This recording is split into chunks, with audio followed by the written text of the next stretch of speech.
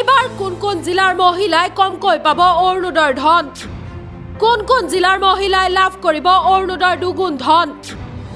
অৰুণোদয়ৰ পৰা বানাক্ৰান্তৰ আৰ্থিক সাহায্যলৈ মুখ্যমন্ত্ৰী ডক্টৰ হিমন্ত বিশ্ব শৰ্মাৰ 20টাকৈ ডাঙৰ ঘোষণা জানি লওক সবিশেষ অৰুণোদয়ৰ পৰা বানাক্ৰান্ত পৰিয়ালৰ আৰ্থিক সাহায্যলৈ অসমৰ বান পৰিস্থিতিৰ মাজতে মুখ্যমন্ত্ৰী ডক্টৰ হিমন্ত বিশ্ব শৰ্মাই ঘোষণা কৰিলে 20টাকৈ গুৰুত্বপূৰ্ণ সিদ্ধান্ত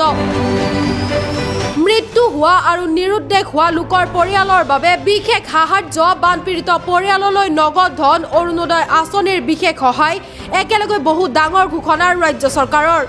মুখ্যমন্ত্ৰী ডক্টৰ হিমন্ত বিশ্ব শৰ্মাই ঘোষণা কৰা মতে বানত মৃত্যু হোৱা অথবা নিৰুদ্দেশ হৈ পিছত মৃত বুলি ঘোষণা হোৱা ব্যক্তিৰ পৰিয়ালক চৰকাৰৰ নিয়মীয়া 4 লাখ টকাৰ সাহায্যৰ উপৰিও মুখ্যমন্ত্ৰীৰ সাহায্য পুঁজিৰ পৰা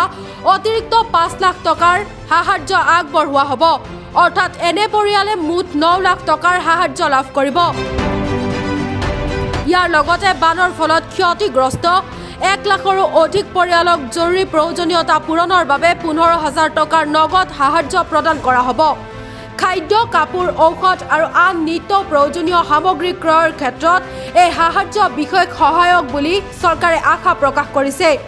ইফালে অৰুণোদয় আঁচনি পুনৰ 1 আগষ্টৰ পৰা আৰম্ভ হ'ব কিন্তু বান পৰিস্থিতিৰ প্ৰতি লক্ষ্য ৰাখি কেইবাখনো জিলাৰ হিতাধিকাৰীৰ বাবে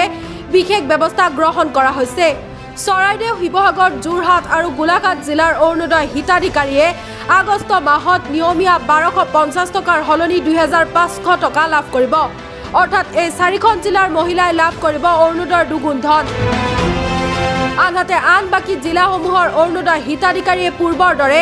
1250 টকাহে লাভ কৰিব সেয়েহে এই 4খন জিলাৰ বাহিৰৰ মহিলাসকলে এই মাহত অতিৰিক্ত ধন লাভ নকৰিব ইয়াৰ উপৰিও বানত ক্ষতিগ্ৰস্ত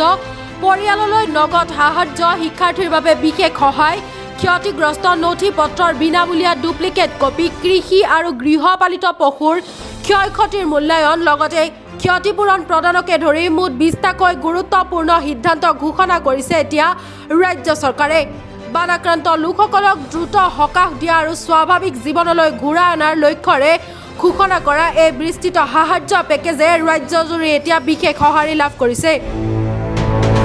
চৰকাৰে জনোৱা মতে সকলো সাহায্য নিৰ্ধাৰিত নীতি আৰু প্ৰক্ৰিয়া অনুসৰি অতি শীঘ্ৰে হিতাধিকাৰীৰ বেংক একাউণ্টত প্ৰদান কৰা হ'ব